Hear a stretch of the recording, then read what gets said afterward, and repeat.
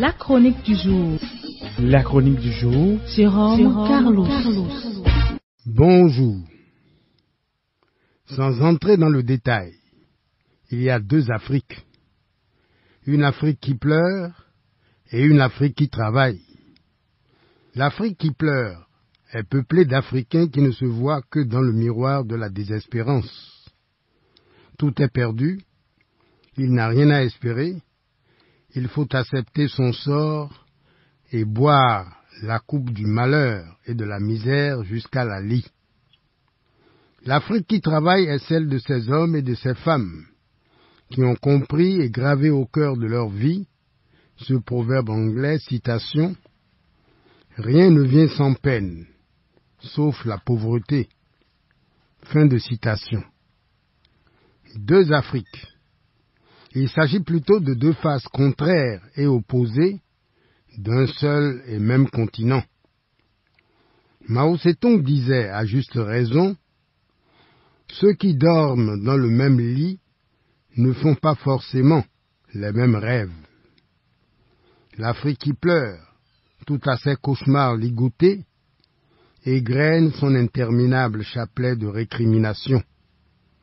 L'Afrique qui travaille entend l'appel du riche laboureur à ses enfants. Travaillez, prenez de la peine, c'est le fond qui manque le moins. L'Afrique qui pleure se condamne à la stagnation et à l'immobilisme. Cette Afrique-là vénère par-dessus tout le ventre. Aussi mange-t-elle allègrement son maïs en herbe, sans se soucier du lendemain. Un mot absent de son vocabulaire. Tout se consomme sur place, bien fait, vite fait. Tout est à consommer ici et maintenant.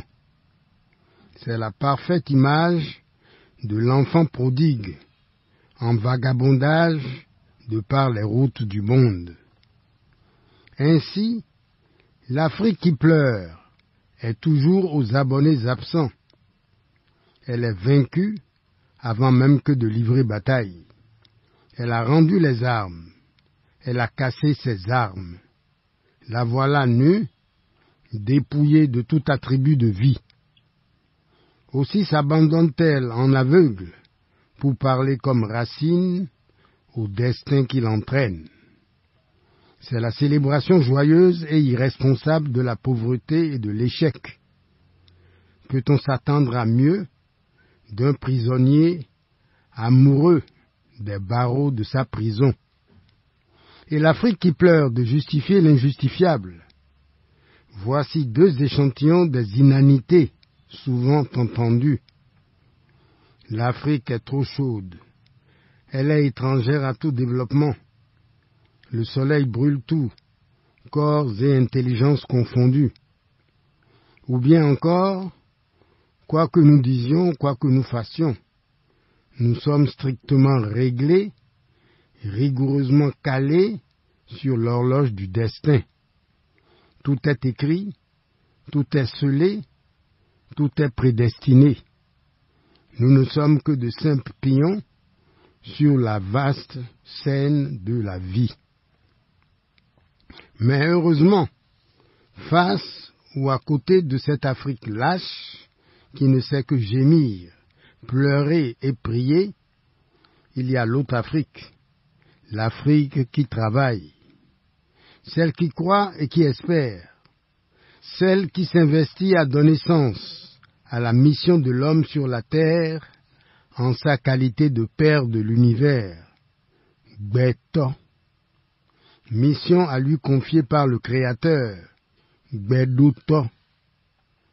Dans cette posture éminente, l'Afrique qui travaille refuse de chérir ses chaînes, de tenir les autres pour responsables de ses malheurs, de croire en un ordre immuable des choses. En effet, tout bouge, tout change, tout mute. La terre tourne sur elle-même, la terre tourne dans ce même mouvement autour du soleil. C'est Lavoisier qui a raison, rien ne se perd, rien ne se crée, tout se transforme. Tant que nous pouvons croire en nous-mêmes, Tant que nous pouvons croire au pouvoir infini de notre cerveau, aux merveilleuses capacités de nos mains, la vie restera pour nous comme un vaste et beau jardin. À charge pour chacun de nous de le travailler, de le bêcher, de le faire fleurir, d'en tirer le meilleur pour changer de vie, pour changer la vie. Nous n'avons pas été élus à la noble fonction de père de l'univers, Beto, pour que nous restions les bras croisés, pour que nous bagnions aux corneilles, attendant que les alouettes nous tombent toutes rôties. Les sages malgaches nous instruisent d'une grande et belle vérité. Le travail, disent-ils, est comme pour la teinture. C'est celui qui plonge le tissu 2 fois qui obtient une couleur foncée. Merci pour l'attention et à jeudi prochain. C'était la chronique du jour. Retrouvez la chronique sur www.capfm.com.